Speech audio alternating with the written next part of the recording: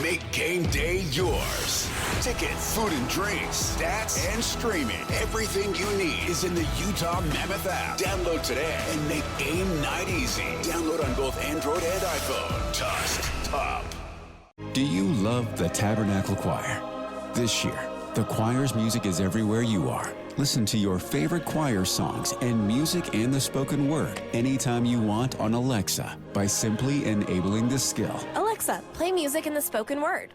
Now playing music in the spoken word. You can also download the Tabernacle Choir app, subscribe to the choir on YouTube, listen on Spotify, and have access to all their wonderful music. Happy listening. Station period. Let's be honest. These guys have the best job on the planet. You come to work in a frickin' bathrobe? So if you're out there working hard, you should also expect your radio hosts to put in an honest day's work. So of course, Jake and Ben are live at 5 with the biggest headlines and the best analysis in Utah. This is Jake Scott and Ben Anderson on 97.5, the KSL Sports Zone. Jake and Ben, 97.5, the KSL Sports Zone. Better version of this song, Guns N' Roses or Wings? Wings. Oh, stop it. Get out of here. I did not expect that. I wouldn't have asked the question. That's frustrating. What a way to start a segment. Live at 5, brought to you by Trajan Wealth. Call Trajan Wealth today, your local trusted financial fiduciary, 855-TRAJAN-1, or visit their website at TrajanWealth.com. The latest story of the day at KSLSports.com, Ben, talking about the Mammoth making their trade today, making a trade for with New York for Vincent Trocheck and sending out Sean Dursey, Cole Baudouin, and a third-round pick. And then also went and signed Anders Lee, which is a pretty big acquisition. They shook up their team quite a bit, some big offensive players. So the biggest story of the day, Ben, the Jazz end up doing a sign and trade with the LA Lakers, one that involves Walker Kessler. So we knew that he was going to be interested in a big contract with the Lakers. We wondered if it was going to be the Jazz match. The Jazz don't. Well, it turned out to be option number 3. That is a sign and trade, 2 firsts and 2 pick swaps, Ben. Sign and trades don't generally yield huge returns, to be honest with you. The Jazz, I think, did end up signing and trading Carlos Boozer. They did. But to the Bulls. But that's usually just for, what do they call that? Trade exception. Trade exception, which the Jazz did get a trade exception today also. But a lot of times that's what you get. You just get a trade exception back, which then you can use as a piece to go out and acquire somebody else for equal value.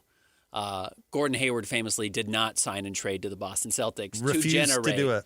Which it doesn't cost the team sending it out anything. True bitter move. True bitter move. Like, it's just kind of a nice thing to do. That team essentially says, like, well, I get an IOU to use in the next trade. Well, that's what Carlos did. He did the Jazz a solid, and he did the sign and trade, and now you used that trade exception to land Al Jefferson.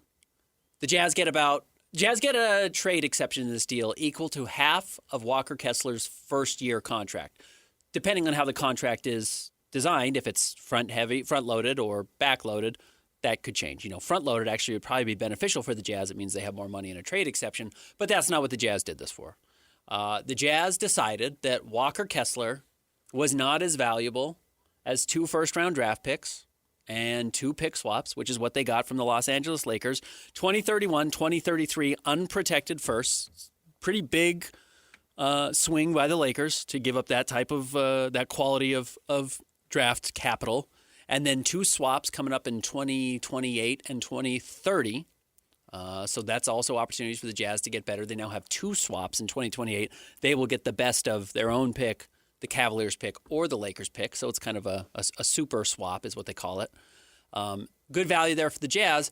But inarguably, the Jazz lose a starting caliber center who's only 24 years old with some real room to get better, which is why the Jazz had put a 5-year, nearly $140 million deal on the table for him. Just one amendment to what you said. They value those picks over Walker Kessler, which, again, this is why an amendment. I'm not disagreeing with you, but Walker Kessler at that price. Correct. They valued those picks over Walker Kessler at the 32.5 AAV. Yeah.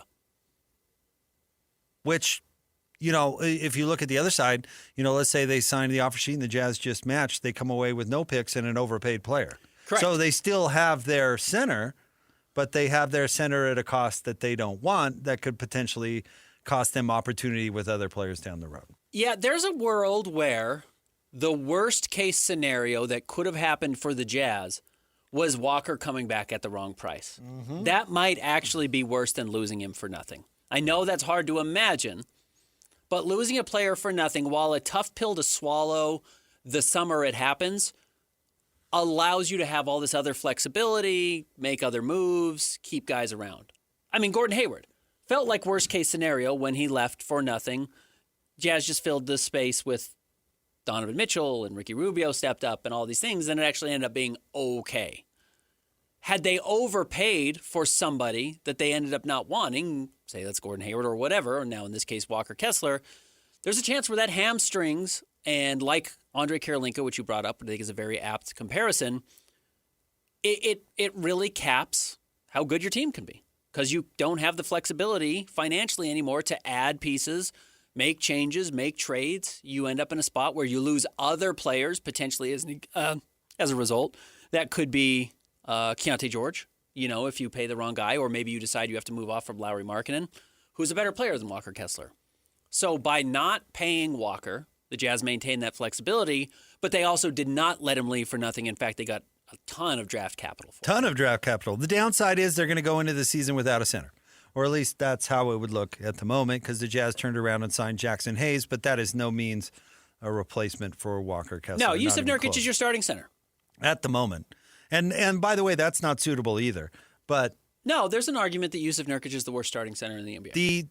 The leverage from the Jazz it was a game of chicken.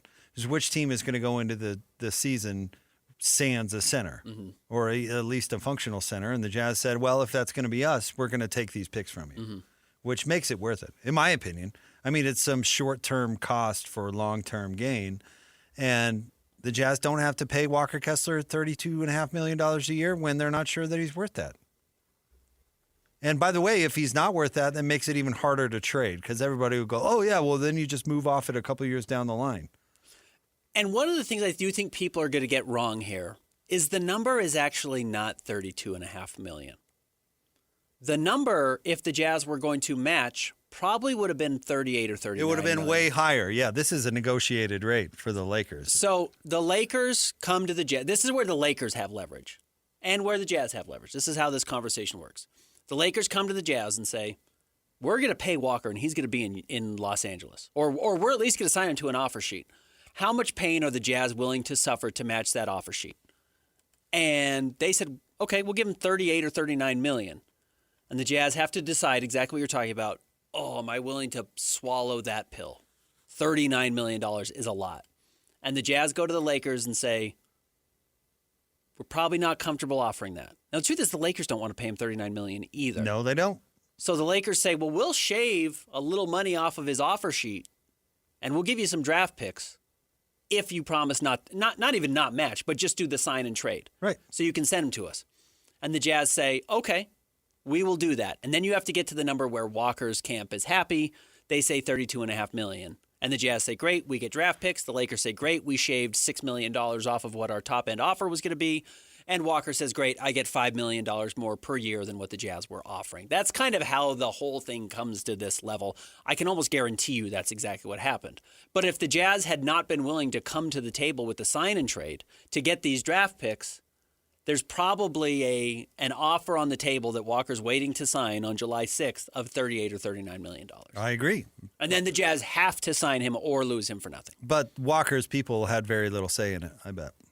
I bet it was total negotiation between the Jazz and the Lakers because Walker, all the Lakers had to do was come in north of what the Jazz were offering. Yeah, there's no other place for Walker to go. Right, there's no other thing for him to do. So Walker actually got squozed a little bit. But yeah, the reason I think that they picked Walker over Jalen Duren is because Detroit was never going to let Jalen Duren go. They just as soon max him out. The Jazz were never going to max out Walker. So there had to be a too expensive point for the Jazz with Walker Kessler. And I'm sure the Lakers said, well, we'll just go, Price is Right style. We'll go 5 cents over your breaking point. And the Jazz said, How about we just negotiate it down to you get a more reasonable deal and we get draft picks out of it? And they said sold.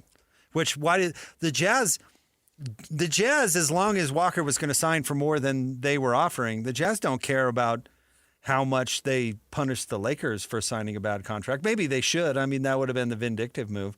But this seems like a much more favorable outcome to me than the Jazz, for both teams, than the Jazz just punishing the Lakers by making them sign a bad deal. Yes, exactly right. No question about it. This is a good thing for the Lakers. Not paying Walker with, I don't know how much. I'll have to look at their books going forward. They could have paid him the full 41 if they wanted. Right. And they may have had to get the Jazz to not match. Right. But then you are overpaying Walker by potentially $14 or $15 million. That's a ton. That's a ton of money to overpay somebody if he doesn't live up to the contract. If he doesn't live up to this contract, it's still a lot, but $32 million looks a lot better than $41 million. So, yes, the Lakers are happy to come down from whatever their highest end offer was, but it cost them 2 very significant draft picks. And the Jazz were happy to not be stuck with a $40 million or $39 million starting center who's probably supposed to be the 5th best player on the team in a couple of years, if not next year. Obviously Jaren's better. Obviously Lowry's better. There's a chance Keontae's better. And then we'll see if either of the young guys steps up and can improve past him. But, Walker was going to get paid like the 3rd highest paid player, and there was no pathway for him to be the 3rd best player on the team. There is a pathway for him to be the 3rd best player on the Lakers. And actually, if he is your 3rd best player, $32 million is not that crazy. And starting center, $32 million is not that crazy. But I do worry that the Lakers no longer have the draft capital or wiggle room financially to get better, at which case you're probably in a little bit of trouble. Well, and then you put in the Jazz comp in perspective with the blockbuster trade that came down about an hour ago while we were mid-convo with Thorough Big T. Bailey. The Celtics are trading Jaylen Brown to the Philadelphia 76ers for Paul George, 2 first-round picks, and 2 second-round picks. You can make an argument, and probably a good one, the Jazz got more for Walker Kessler than the Celtics got in exchange for Jaylen Brown. The Jazz did not eat any bad salary. Nope. The Jazz didn't have to take even DeAndre Ayton back. The Jazz did not take Jared Vanderbilt back. The Jazz got that trade exception that we talked about, half of Walker's first-year contract, that they can now use to go out and acquire a guard. They can use it to acquire a wing. If somebody's just trying to dump salary and says, man, we got to cut $15 million. How do we do it? And the Jazz say, oh, look, we have $15 million. And it doesn't actually cost the Jazz anything going out the door. They have to pay the player $15 million when he comes back. But essentially, it's just a paper sheet that says this is equal to $15 million that we're trading. You can go over the salary cap. So when both teams are over the cap and you make a trade, you have to be within 10%. This changes that. Correct. So you can go over the cap this amount to trade for this player. Yes. That's essentially what a trade exception is. But it essentially functions as a gift card. Right. Kind of how I would compare it. It helps you eat a bad contract, or he helps you eat a high contract and not have to send that kind of money back in exchange. The Jazz, I can't remember exactly what they traded back for Al Jefferson, but the reason they were able to make it work was because his salary, they could totally eat his salary. Just eat it. Yeah. And without cap space. Without cap space. Because, yes, the way the Lakers are doing this is they are just trading Walker into cap space. Yeah. They're just using him basically like signing him as a free agent. In fact, technically, this is a signing. Well, I guess it's a sign and trade. So the Jazz are signing him, and they take him into space. The Jazz did this with, I can't remember who they did it with recently. It wasn't Jaren. But, yeah, you can sign guys into space, essentially, the cap space that you have, which is, yes, what you're saying the Lakers are doing. When you have a trade exception, it basically expands your space that you can take them in for. Exactly. That's a good explanation by you. So, yes, compared to the Boston Celtics, like, there's a world where Walker Kessler is the 50th best player in the NBA. Like, I believe that. He's a great rebounder. He's a good shot blocker. He scores extremely efficiently. He plays within himself. Those guys have value. He could be the 50th most valuable player in the NBA next season. I really believe that. Jaylen Brown is like the 10th best player in the league today. Right now. You have him on your team. I think you win 50 games. In fact, I think he just proved that with the Boston Celtics. Mm-hmm.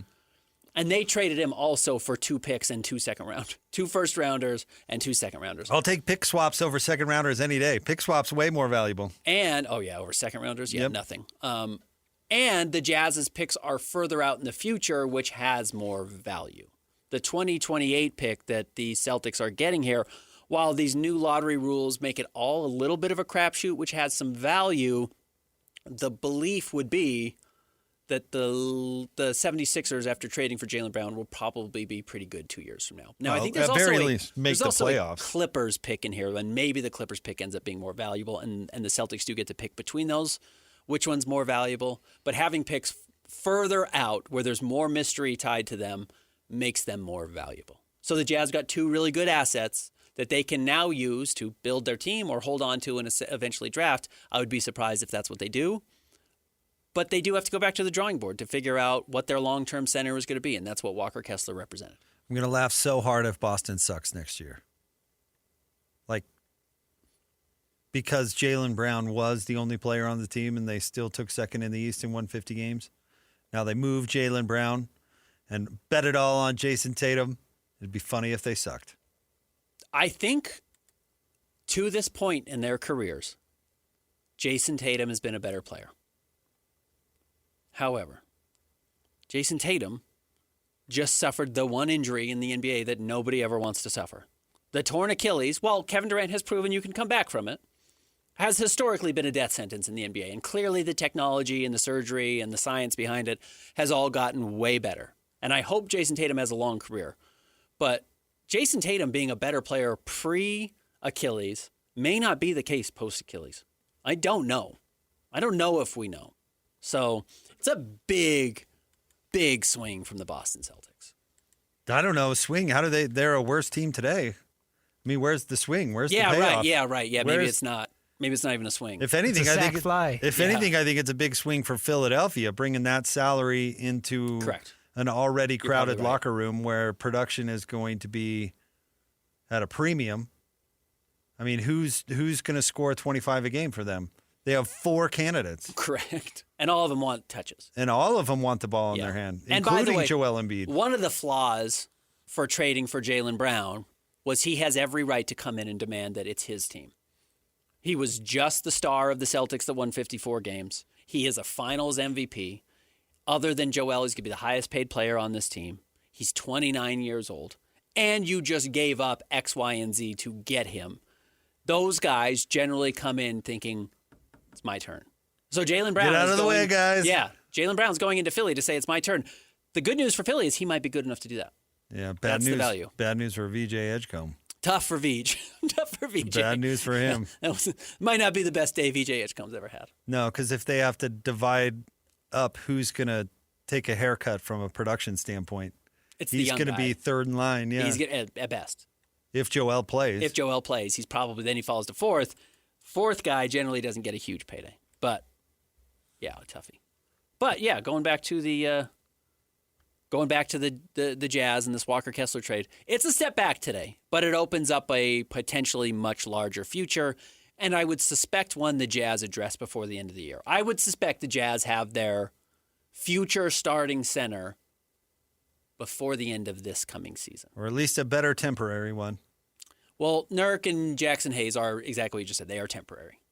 What about Steven Adams? Bring him in. I kind of honestly wondered about Steven Adams. Now, he was so critical to what the Rockets did when he was healthy, and he's so rarely healthy. But he's huge. He is huge, and he's really tough. He's really mean, and has played next to Jaren Jackson Jr., and there's proof of concept there. If you're going to have somebody crappy, at least make them huge. Yeah. Like Jackson Hayes isn't very big. No, he's not. Nurk is at least huge. Yeah, he is huge. Big, tough person. We'll see where they go. Trade for Zach Edey. No, don't do that. We'll see if Zach plays. Rooting for Zach. By the way, we now look back, and again, the reason Memphis took him at 9 is because the belief was the Jazz were going to take him at 10 over Cody Williams. Like, you see now the line of thought there for the Utah Jazz was that if we run into this spot with Walker Kessler, we have a solution. That's what the Jazz were thinking. Zach Edey would have just been sliding into that Walker Kessler position. In fact, the Jazz probably would have traded Walker Kessler last year before they got to this point. But we'll see. Jazz, I suspect, the Jazz realize that not having a defensive-minded center next to Jaren Jackson Jr. is untenable. In fact, you're wasting what Jaren Jackson Jr. does well by not having it. So you have to address it. It's not a conversation. It's not, well, maybe you don't. You have to address a better starting center for the Jazz going forward, and you probably can't wait that long. Well, why can't wait that long? I don't necessarily disagree, but what's the logic there? They can wait forever. But you only have Jaren for 3 years. Yeah, 3 years is a long time in the NBA. It is. But you can't wait until not till February 2028 to make that decision. Probably not. But all they have to find is serviceable. They don't need a star. No, you don't. You don't need a star. You're not going. No one has 5 stars in their starting lineup, and the Jazz are looking right now, hoping that Jaren Jackson Jr., Lowry Markkanen, Keontae George, and Darren Peterson are stars, or Ace Bailey are stars. That's what they're hoping, that they have 4 stars and then another guy. So you just got to find a serviceable player. You're right.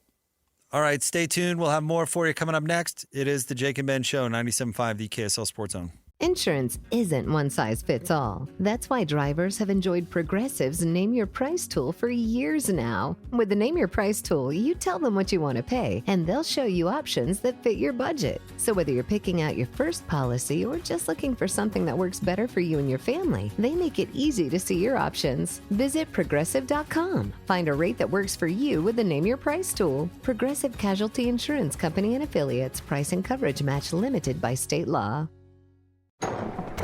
Evening. Buyer's remorse. Buy a new car? I'll be moving in. Let's get started.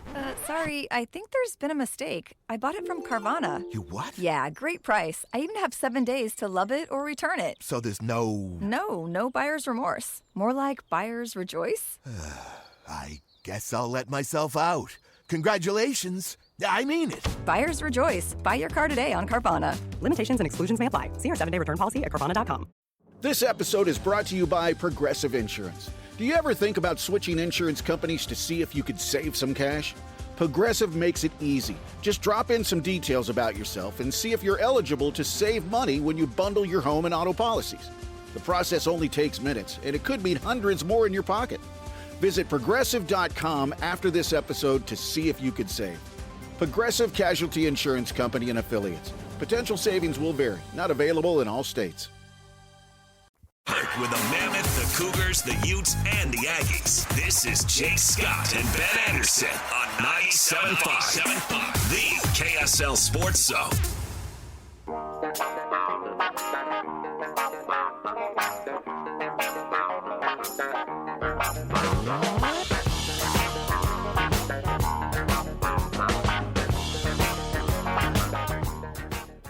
Hey, this is for Jake and Ben. This is Nate.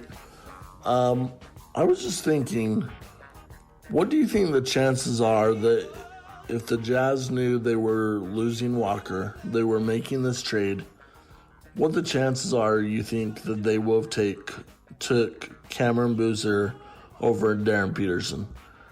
Don't get me wrong, I'm super excited for Darren Peterson. At the same time, I just thought about this and slightly curious what your thoughts are.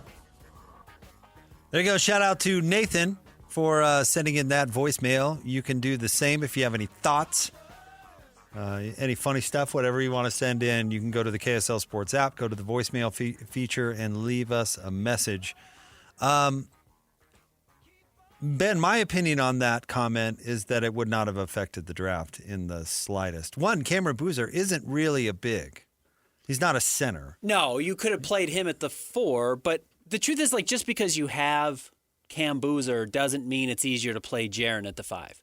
Jaren is fundamentally flawed as a 5. He doesn't rebound. Yeah, and that's not his position. His other problem is he gets into foul trouble way too easily. So if he's having to guard other 5s, he's going to be in foul trouble the entire game. Yeah, it's like Lowry. Lowry's 7 feet tall, yeah, but his position isn't center. Correct. So I thought about this as soon as the Jazz made this trade. I kind of thought, I wonder if that would have changed anything. And ultimately, I decided no. I don't think so. Yeah, I don't think so. First of all, the Jazz knew this was a possibility. Jazz knew they could lose Walker Kessler and still chose Darren Peterson. I think Darren Peterson was their dude. I think he was their guy. Yeah.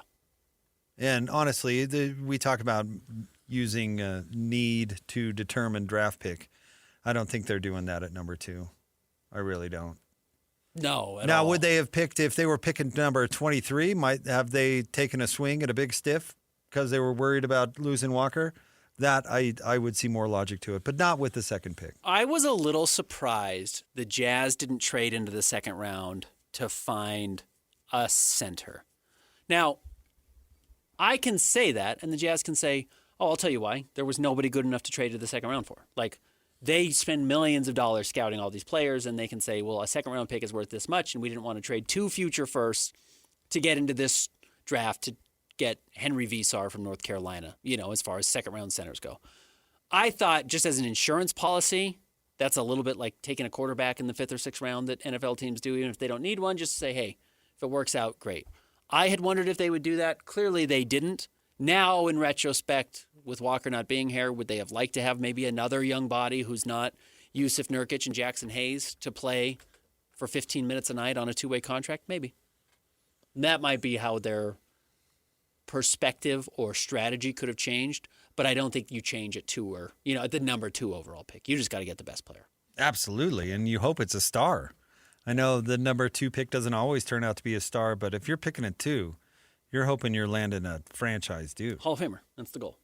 And you say the same thing actually about the 5th pick the year before. I mean, Ace Bailey has a long way to go. So does Darren Peterson, for that matter, getting a Hall of Fame. But I think if you're picking at the top 5 and you're picking need at all, then you're making a mistake. Huge mistake. You got to find. Unless it's just a disaster draft, which 2024 was a disaster draft. Is that the Rezo Shade draft? Yeah. Rough. Yes. But I don't think that's this draft, and I don't think it's Darren Peterson. And by the way, to Nathan's point, I think Cameron Boozer is going to be a fine player, but he and Walker don't play the same position. I don't think that one would have affected the other. And Cameron Boozer is certainly not a rim protector. And long term, it's just Triple J is not a center. Just long term, he can play it for spot minutes. He might close games at the 5 in a lot of games this year. It's not his best position. It's not where he should be. You're going to wear him out if he does. I'm telling you, Drummond's their guy. They need to go get Andre Drummond. Okay. I just saw a quote from him. He said he's moving like he's in his 20s. Great. What part of his 20s? Does it matter? It's better than his 40s, where he is now. He's not quite to his 40s. No, he was like 17 when he got drafted to UConn. I can't remember. That sounds right. But no, he was just a baby when he got drafted. He just needs to be heavy. That should be the Jazz strategy at center going forward. Just be heavy. Heavies. Be as heavy as you possibly can be. Yeah, he's only 32. He's been in the NBA forever, and Andre Drummond's 32. Well, don't say I feel like I'm in my 20s. You just left your 20s. Well, I could be misquoting. Okay. He had something like that out there. Part of the quote. Like that? Part of the quote. I should go back and find this, but he said he regrets taking less money to go to somewhere because he just got pigeonholed as a vet minimum guy. And he was talking about how he's in the best shape of his life, which is what all athletes say, but that he feels like he's pigeonholed in that area because he got that stigma, which is a thing. Who was it? Jeff Green, who bounced around to like 15 different teams over 15 years, signing all these like minimum deals because he got pegged as a vet minimum guy. Once you sign it, you can't get off of it. Kevin Love is going to sign a vet minimum deal, which, by the way, the Jazz could still sign Kevin Love, and he is your third center. Well, he's not a center either. But he's not, no. But he comes in and does a little rebounding. But there is something to that. If you sign a vet minimum deal, all of a sudden you're a vet minimum guy for the rest of your career. And Drummond was complaining about that because he's saying, I'm way better than that now, which I don't know if that's true. He is huge. Yes, he is. Large body. Steven Adams. Go get somebody huge. But, where the Jazz are today is not where the Jazz plan to be with their center rotation going forward. Now, maybe they draft somewhere next year. Like, suddenly, this was not the case this last year for the Jazz. It was kind of weird. The Jazz were in a weird spot. There was no area of need for the Jazz. They kind of had decent solutions at every position. They didn't have great solutions at every position. They kind of had decent solutions at every position. Suddenly, the Jazz have a very clear and obvious need. The Jazz need a center. Yep. That is very obvious now going forward. I am pretty skeptical they're going to find one now because nobody else could find one. There's nobody out there, yeah. If there was another option, the Lakers would have gone and taken that other option. If Jared Allen was available or Miles Turner was available or whoever was a better option and available, they might have done it. I wonder if the Jazz would have gone after Mitchell Robinson had he not signed with the Celtics this morning. That's a better option than Jackson Hayes, but maybe they didn't want to commit 3 years and $45 million to a player. It's about a 15 AAV, by the way. But I maybe the Jazz just want to say, hey, let's just be patient, find the right guy. And by the way, Jazz fans, the right guy will present himself because teams get expensive. Teams want to get under tax aprons. Teams want to get off of contracts. Teams want to get future draft picks. And the Jazz have the ability to facilitate all of that now. Fun fact. This is from StatMuse. The Lakers traded away more first-round picks for Walker Kessler than they did for Luka Doncic. Correct. It's just malpractice by Dallas. But as we have been talking about, other than the one dumbest front office member of all time, what was our guy in Dallas? What was his name? Oh, Nico Harrison. Nico Harrison. Other than Nico, Rob Pelinka has been on an unbelievable run of stinkers for a while. Had he not absolutely suckered Nico, because Nico was, for whatever reason, was in love with Anthony Davis and hated Luka Doncic, we would be looking at this Lakers team like a total disaster. I mean, you would be talking about 42-year-old LeBron James signing another deal because they wouldn't have had Luka to turn to. They wouldn't have had somebody to turn to. I don't think there was...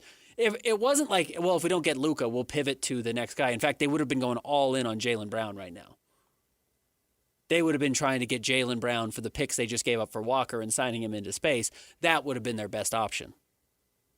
By the way, I'm not convinced that's not a better option. As we look at the values of players going forward, Luka is going to get more MVP votes in his career than Jaylen. I do wonder about guys who don't play defense.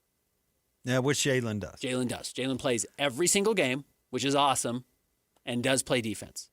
And is probably just as weird in your locker room as Luka is. I would consider taking Jaylen over Luka, but I'm also not that big a fan of Luka. Mm-hmm. So that's really just me. Yeah, they would be in an interesting spot. I'm trying to run through who are honestly the worst general managers ever, or at least in recent memory. Everyone in Chicago post Michael Jordan. Yeah, the Garpax era. Who was our guy? We talked to somebody from Washington 2 weeks ago who brought up the longtime GM there. Yeah. Who was it? Grunfeld? Yeah, Ernie Grunfeld. He was a disaster. Who was the Hall of Fame player that was the Clippers GM forever and was just awful? Atrocious. God, why am I forgetting it now?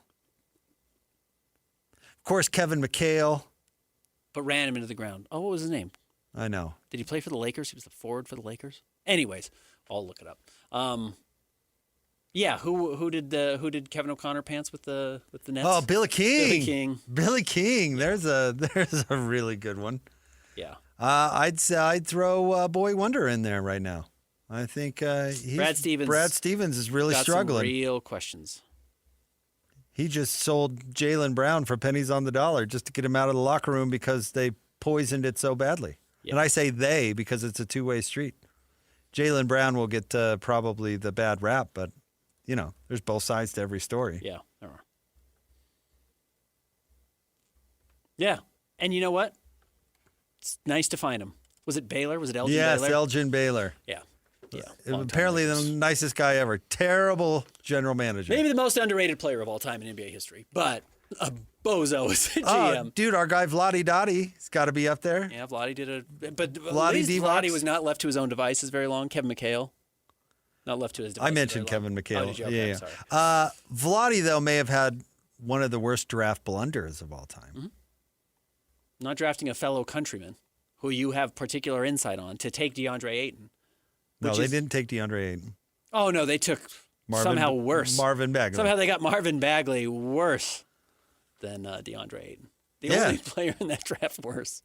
Part of the reason they hired Vlade was because he was from Serbia. And knew Luka. Part of the reason that the Phoenix Suns hired Igor Kokoshkov was because he coached Luka. And then they passed on him. So you got to put Vlade up there.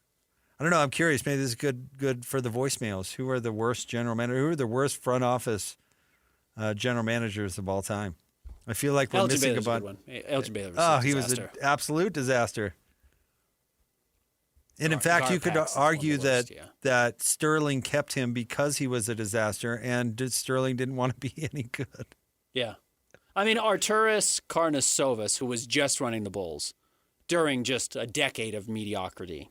He wasn't there 10 years, though, was he? No, he probably wasn't quite there that long. Looks like 2020 to now, which is not that long. It's 6 seasons. But they just never did it. I mean, they never made trades. They never did anything to try and get better. They just kind of sat on what they had forever and were atrocious. So, some bad ones out there. And you know what? I had kind of had this thought. Oh, got to go Kobe Altman? Yeah. Well, he was bad in Cleveland, and he was bad with with New Orleans. No, Kobe Altman is in Cleveland. Is in Cleveland? Now. No, who am I thinking of? The Kobe Altman's predecessor. Kobe's not that great either. Yeah. But what was his name? Who just got fired from New Orleans 2 years ago? Yeah. Oh, shoot. Ben, I shouldn't put you in these. No, you're right. I know his name. Positions. Griffin? Yes. David Griffin. David Griffin. Terrible. I had this thought driving in. Daryl Morey. Got to put that in there. I think Dennis Lindsay was a pretty good general manager. Like Dennis, or executive, I should say. He wasn't a failure. Basketball ops. No, by no means. He was not the worst. He was not a guy who came in and got suckered. He made some very clear mistakes, I thought. Didn't nail all of his decisions. Made some very good draft picks in Rudy and Donovan, and had some flawed areas otherwise. I do think right now the Jazz have a better front office than they did. I think Austin, Danny, and Justin is better than Dennis and Justin. And David Morway. Mm-hmm. I agree. But you know what? And I think Austin is not getting his due because everybody just talks about his old man. So I want to be careful because I do think Austin has been empowered to do a good job there. But saying that Danny Ainge is a better front office guy than Dennis Lindsay, yeah, that's not even an insult to Dennis. Hot take. Right. That's No, not it's even. not. That's not even. Dennis could hear you say that, and he's not going to come away being like, "Oh, that Right. Ben." Again, I honestly wonder why Danny Ainge is not in the Hall of Fame He should because be. of what he's done as a general manager. Has somewhat revolutionized kind of how the general manager position is run. He helped bring the Celtics back to relevancy after a pretty quiet 90s. Got them a title in 2008. Built the team that ended up winning the title with Tatum and Brown. Drafting those guys was pretty revolutionary. The trades he made to get them. Yeah, no, the smartest thing Ryan Smith ever did was hire Danny Ainge. Yeah. I mean, I've been saying that for years. You hire not only a great front office person, but the byproduct is you can't boss Danny Ainge around. Correct. You don't have to love everything Danny does. It's pretty hard to argue with his resume. Right. And again, I don't want to ignore Austin Ainge and Justin Zanuck, who are very much empowered to do the job. But if you're measuring front offices, I would agree with you. And again, I don't even think that's an insult to Dennis Lindsay and company. Yep. No, savvy move. Today was a good day for the Jazz. And then you look at that Jaylen Brown trade, and you go, okay. Yeah. This was a pill that I don't think the Jazz were excited to swallow. But it's way better than the alternative. Yep. I truly believe that. Stay tuned. We have voicemails, more of them, coming up next. Jake and Ben, 97.5, the KSL Sports Zone. Insurance isn't one size fits all. That's why drivers have enjoyed Progressive's Name Your Price tool for years now. With the Name Your Price tool, you tell them what you want to pay, and they'll show you options that fit your budget. So whether you're picking out your first policy or just looking for something that works better for you and your family, they make it easy to see your options. Visit Progressive.com. Find a rate that works for you with the Name Your Price tool. Progressive Casualty Insurance Company and Affiliates. Price and coverage match limited by state law. Make game day yours. Tickets, food and drinks, stats, and streaming. Everything you need is in the Utah Mammoth app. Download today and make game night easy. Download on both Android and iPhone. Tusk Top. Your vehicle doesn't just get you from here to there. It's a bridge to the people and places that matter most. It's how you show up for your family, your community, and everyone else that depends on you. That's why for 125 years, Firestone has been building tires with one thing in mind: to deliver products that are as reliable as you are. Firestone, always dependable since 1900. Evening. Buyer's remorse. Buy a new car? I'll be moving in. Let's get started. Sorry, I think there's been a mistake. I bought it from Carvana. You what? Yeah, great price. I even have 7 days to love it or return it. So there's no... No buyer's remorse. More like buyer's rejoice. I guess I'll let myself out. Congratulations. I mean it. Buyer's rejoice. Buy your car today on Carvana. Limitations and exclusions may apply. See our 7-day return policy at Carvana.com. This episode is brought to you by Progressive Insurance. Do you ever think about switching insurance companies to see if you could save some cash? Progressive makes it easy. Just drop in some details about yourself and see if you're eligible to save money when you bundle your home and auto policies. The process only takes minutes, and it could mean hundreds more in your pocket. Visit Progressive.com after this episode to see if you could save. Progressive Casualty Insurance Company and Affiliates. Potential savings will vary. Not available in all states. Not only do these guys give you the best Jazz coverage in the market, they've got you covered with the Mammoth, the Cougars, the Utes, and the Aggies. This is Jake Scott and Ben Anderson on 97.5, the KSL Sports Zone. Two amigos on the airways, talking sports. They got him and Jake's and also loves his tie-dye. Ben's got style with his scarves. Oh my. Jake and Ben, I'm retroactively listening to Hot Take Tuesday. I've got one sort of similar to Ben's peanut butter take. Ketchup really ought to be outlawed. Anything that you put ketchup on, burgers, fries, eggs, there is a better sauce or condiment that you can use instead. I'm sick of ketchup. I want it gone. Pretty sure it's Andersley, not Andersley, Christian, you non-puck knower. The one thing I do know about Andersley is that he probably has the most massive quads in the NHL, which probably equates to a sure thing Stanley Cup Finals appearance. All right, maybe I was wrong. It might be Andersley. Sorry, Christian. This is Messages for Jake and Ben. My name is Jaden. I'm a listener from the future, so sorry if this is old news. But I gotta say, I think you guys are way too rough on poor Diana. Using her connections to get out of a ticket, I don't have any problem with that. If I were in her place, I would do the same thing, plus probably made that cop's day. I think you guys are way too rough on her for that. I mean, I don't have a problem with all the other stuff, but for that, no, I think she did a great job.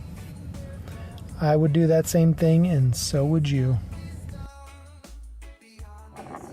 Jake, Ben, Harley here, and I just want to wish you both and everyone out there at home or on the road a happy Bobby Bonilla Day, alright? Hope that guy enjoys his 1 point whatever million today.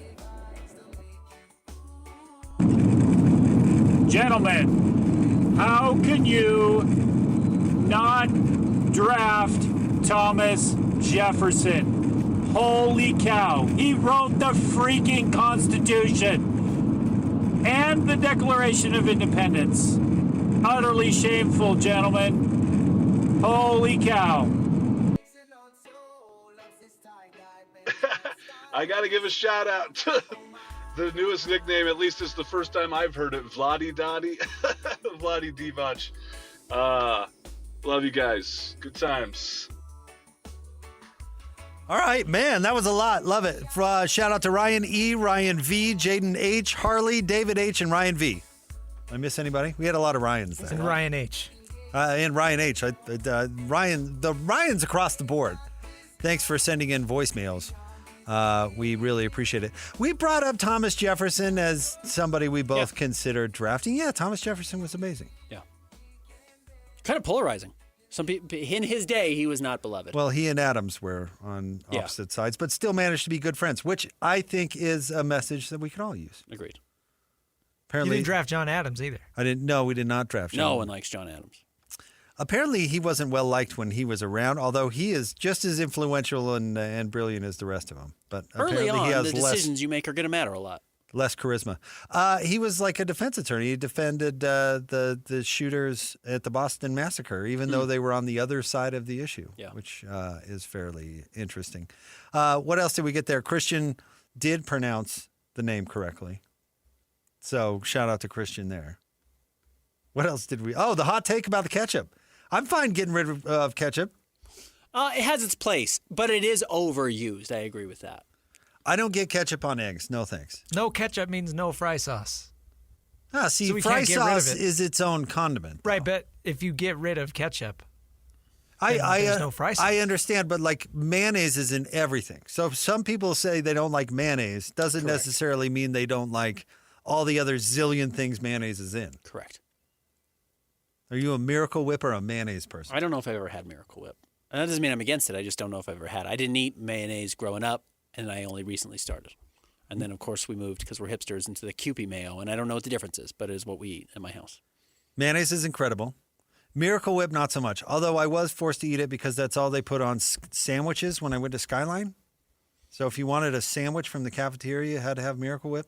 It's just very sweet. Ketchup belongs on potatoes, though.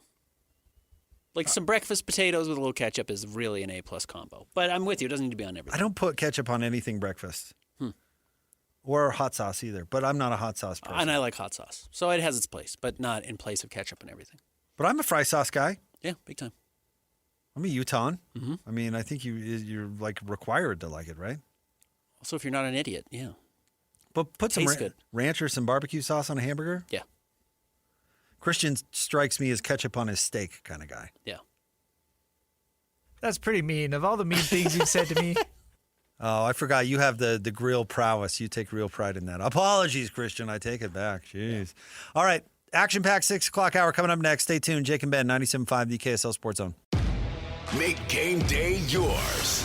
Tickets, food and drinks, stats, and streaming. Everything you need is in the Utah Mammoth app. Download today and make game night easy. Download on both Android and iPhone. Just top. Heat up your 4th of July at the Home Depot with our wide variety of grills under $300 and make every gathering one to remember. Give your outdoor space a glow up, whatever your budget is, with savings on seasonal plants starting at $5. With the grill fired up and your backyard set to perfection, you'll be able to invite friends and family over to kick off the party. Start celebrating with low prices guaranteed at the Home Depot. Prices may vary by store. Exclusions apply. See HomeDepot.com/price match for details.